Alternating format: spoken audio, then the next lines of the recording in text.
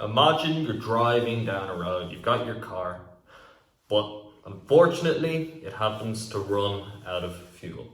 So you stop by your local fuel station and you've two options to fuel up the car. You've got the slightly cheaper bad fuel and you've got the slightly more expensive better fuel. But you wanting to go with the easier and cheaper decision, you go with the cheap fuel. You fill up the car and you get back on the road. You're driving along, all is well, but then 20 miles down the road, your car breaks down and you have to call up a mechanic. The mechanic comes, he tows you back to his workshop and he looks underneath the hood of your car and he looks inside. He's like, you gotta stop using that cheap fuel. It's gonna make your car break down, run down, and it's not gonna last as long as it should if you take the good fuel. And you're gonna have to buy a new car if you keep this up. Your body, just like this car, it needs to have good fuel. And in my opinion, the worst thing you can be giving your body outside of drugs and alcohol is sugar. Sugar is really, really bad for the body and really affects you mentally. Recently, a few weeks ago, I went on a 1-month journey and cut out sugar in all forms. I did not eat any sauces, I did not eat any fruit, anything that tasted sweet, I cut out of my diet. And at first, it was absolute pain. When I went to sleep, and this is when you know you're addicted to sugar, I had dreams about eating sugar and just go, multiple times. That shows to the extent of how much my body craved sugar.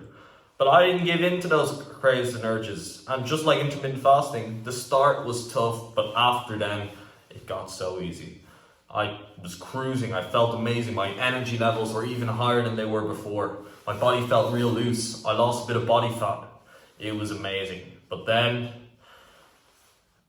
today, I ate some sugar, unfortunately.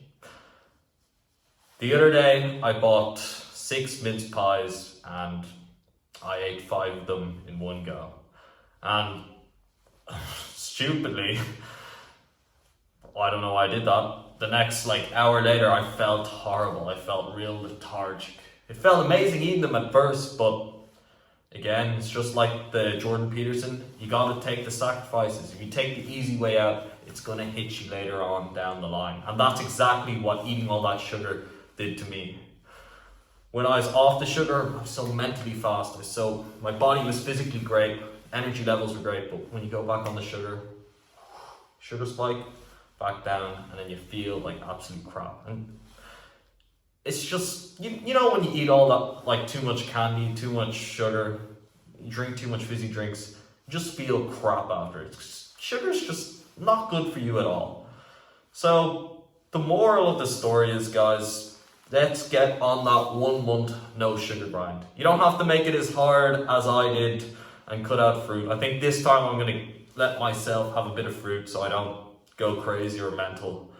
But get on the no sugar grind, guys. You're gonna feel amazing. You gotta make these sacrifices if you wanna make it bigger later in life. And that's mainly it, guys. Thank you for watching my video, and I will see you another time. Peace!